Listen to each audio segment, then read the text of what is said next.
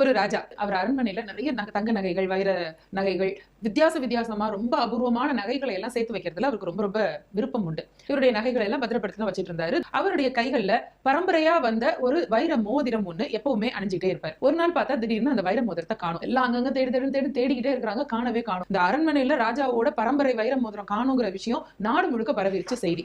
இப்ப ராஜா சொன்னாரு, இதை கண்டுபிடிச்சு யார் கொடுக்குறீங்களோ அவங்களுக்கு ரொம்ப பெரிய சன்மானம் நான் தருவேன். இதை நிறைய பேர் வந்து தேடுறதுக்கு நான் வரேன் நீ வரேன்லாம் வந்தாங்க. ஆனா தேடி கண்டுபிடிக்கல அப்படின்னா தண்டனை பெருசா இருக்கும் அப்படின்னு சொல்லிட்டாரு. நாடு முழுக்க இருந்து நிறைய ஜோதிடர்களும் வந்தாங்க, நாங்க கண்டுபிடிக்கிறோம் அப்படின்னு சொல்லி. அவங்க எல்லாம் கணிச்செல்லாம் பார்த்தாலும் ஒன்னும் கண்டுபிடிக்கவே முடியல, போயிட்டாங்க. இந்த விஷயம் அந்த நாட்டுல இருக்கிற ஒரு ஏழை அவருக்கு தெரிஞ்சிச்சு. கல்யாணம் ஆயிடுச்சு, குடும்பமும் இருக்கு. இதை எப்படியாவது நம்மளும் தேடி பிடிச்சு கொடுத்துட்டோம்னா நம்ம வாழ்க்கையில செட்டில் ஆகிறதுக்கு அளவுக்கு ராஜா பெரிய பரிசு பொருள் தருவாரு அப்படின்னு இவர் யோசிச்சாரு.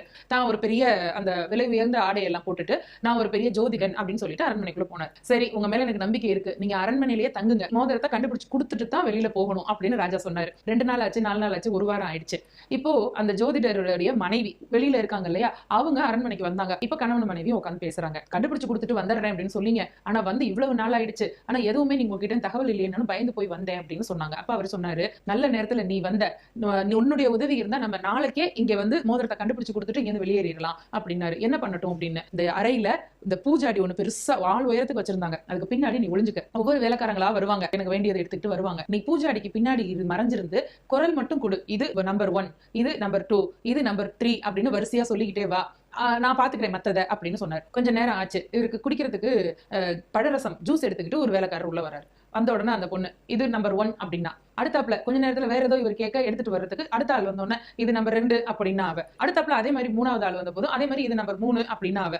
இப்போ ஜோதிடரா வந்து அந்த இளைஞனுக்கு குறிப்பிட்டு போச்சு, இந்த 3 பயிலும் தான் திருடி இருக்கான் சேர்ந்து ராஜாவோட மோதிரத்தை அப்படின்னுட்டு தூக்கி வாரி போட்டோன்னு இந்த 3 பேரும் வெளியில போய் நின்று உள்ள போனோன்னா 1 2 3ன்னு அசரீரி மாதிரி குரல் கேக்குது. இந்த ஜோசியர் நம்மளை கண்டுபிடிச்சிட்டா போல இருக்கு திருடுறது அப்படின்றத நம்ம என்னடா பண்ணலாம்னு முடிவு பண்ணி 3 பேரும் ஒன்னா சேர்ந்து ஜோசியர்கிட்ட வந்து காலில் விழுந்து கும்பிட்டாங்க. ஐயா, நீங்க எங்களை கண்டுபிடிச்சிட்டீங்கன்றது நாங்க புரிஞ்சுக்கிட்டோம், தயவு செஞ்சு ராஜா கிட்ட மாட்டி விட்டுறாதீங்க, இனிமே நாங்க எந்த தவறு செய்ய மாட்டோம், எங்க உயிரை காப்பாத்துங்கன்னு காலில் விழுந்தாங்க. சரி, மோதிரம் எங்க இருக்கு, நாங்க பத்திரமா ஒளிச்சு வச்சிருக்கோம் அப்படின்னு. ரைட்டு, அரண்மனையில நிறைய கோழி வளர்க்குறீங்களா, அதுல ஒரு கோழிக்கு தீவனத்தோட சேர்த்து இந்த மோதிரத்தையும் கொடுத்து முழுங்க வச்சிரு, மத்ததை நாளைக்கு நான் பாத்துக்கிறேன் அப்படின்னு சொல்லிட்டாரு. இவங்க 3 பேரும் போனாங்க, தீவனத்தோட சேர்த்து மோதிரத்தையும் வச்சு அரண்மனையில இருக்கிற ஒரு கோழியை சாப்பிட வச்சுட்டாங்க. ஜோசியர் நேரா அரண்மனை போய் பார்க்க போனாரு.